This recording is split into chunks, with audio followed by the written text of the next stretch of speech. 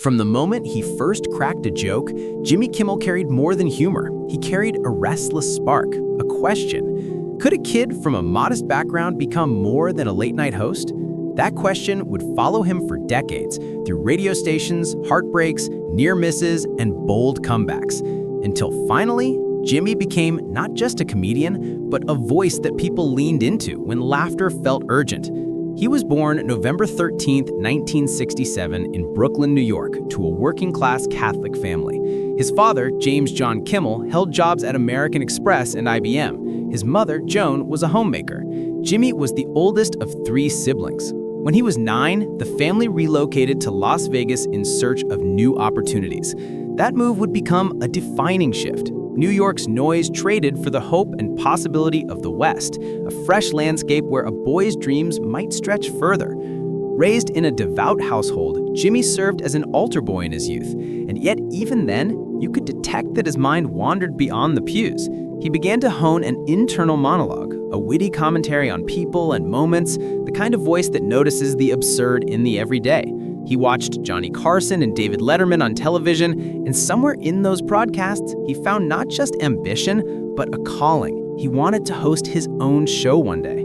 By his teens, Kimmel was already behind the microphone. While still in high school, he landed a DJ gig at the University of Nevada, Las Vegas's radio station. Though he later enrolled at UNLV and then Arizona State University, he never completed a formal degree.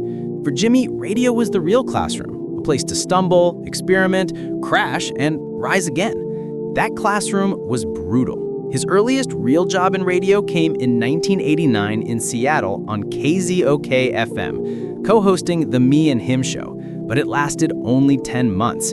His comedic jab at Seattle Mariners management cost the station an $8,000 advertising deal. In radio after radio, station after station, he'd be hired, and soon after, let go. His offbeat humor didn't always match corporate tolerance. At each dismissal, he gained something more valuable: resilience, a sharpened comedic edge, and a thicker skin. He took jobs in Las Vegas, Phoenix, Seattle, Tampa, Palm Springs. At one point in Palm Springs, he hired a young intern named Carson Daly. That young man later became a TV host himself. Jimmy's radio odyssey wasn't a detour. It was the gestation period for someone who would learn to balance offense and warmth, timing and empathy. Mid-1990s brought a change. In 1997, he landed a spot on Win Ben Stein's Money on Comedy Central as a co-host. Paired with the straight-faced Stein, Jimmy's lively energy became the counterbalance, and the pairing resonated. In 1999, they even won an Emmy for Best Game Show Host. It was his first big television recognition. Soon after, Jimmy teamed with his old radio friends, Adam Carolla and Daniel Kellison, to launch The Man Show, 1999. It was raw, frat boy humor, intentionally provocative. The show made Jimmy a name in the comedy world, but it also drew controversies. Years later, he had to apologize for a past blackface sketch. Yet even those mistakes became part of his growth, lessons in awareness, in changing standards, and in how one adjusts in public life. With the Man Show success behind him, Jimmy launched Jackhole Productions, producing edgy comedic programs like Crank Yankers and The Andy Milonakis Show. He was already proving he could create, not just host. Then came the turning point, January 2003. On ABC, he premiered Jimmy Kimmel Live.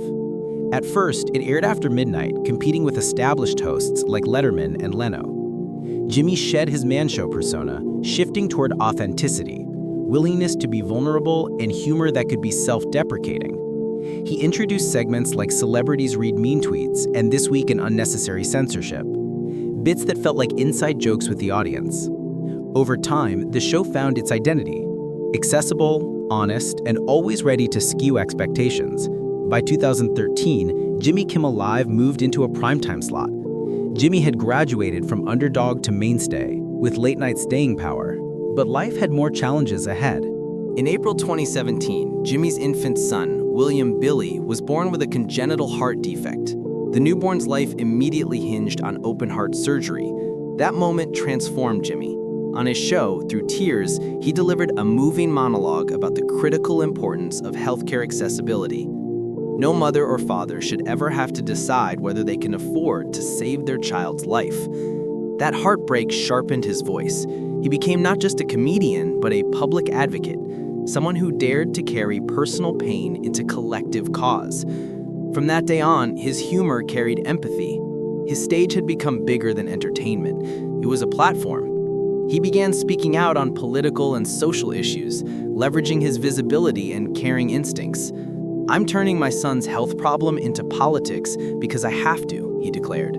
That inclination to speak truth from vulnerability endeared him to many and drew criticism from others. Jimmy's career is studded with wins. He's hosted the Emmys 3 times and the Oscars 4 times. In 2018, Time magazine named him one of the 100 most influential people in the world. By 2025, his net worth is estimated at $50 million. Yet his greatest assets are not wealth or awards. They're his connection to people, his willingness to speak when it matters, and his courage to evolve. Then came September 2025, and a shock. A political joke in a monologue referencing the killing of conservative activist Charlie Kirk pushed the envelope too far for some. Jimmy accused what he called MAGA gang supporters of wanting to turn tragedy into political gain. Though the murderer turned out to have no ties to conservatives, the backlash was swift. Several federal television networks refused to air his show. One federal regulator even threatened license revocation. ABC suspended Jimmy Kimmel Live indefinitely. It was a jolt, but Jimmy didn't vanish quietly. 5 days later, the show returned. In his comeback address, he thanked supporters, including those who disagreed with him but stood for free speech. He called it un-American for a government to control media content. That moment wasn't just a controversy. It signaled his evolution into something more than a late-night host. His words had political gravity now. In one candid interview, he reflected on rejection and reinvention. Being cut by Disney might not hurt as much as being cut by the person who recruited you. That line encapsulates his journey. It wasn't the big corporations he feared so much. It was losing belief from those he trusted.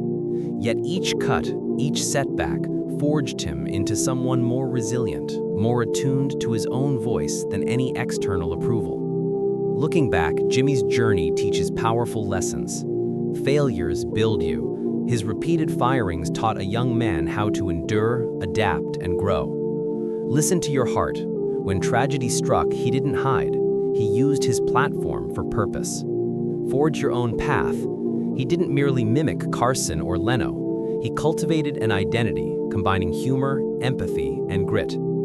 Jimmy Kimmel didn't just host a show. He became a mirror. A reminder that even the person cracking jokes sometimes carries deep scars, that laughter and sorrow often walk side by side. His story asks us, are we small because someone says so, or do we choose to carve space for ourselves? What would your life look like if you never let failures define you? What cause in your heart deserves your voice? And finally, what's stopping you from becoming not just a star, but a voice who matters? If you enjoyed this journey, subscribe for more stories that stretch beyond the stage. Lesson: Jimmy's life shows us that persistence, authenticity, and the courage to turn pain into purpose are the truest foundations of success.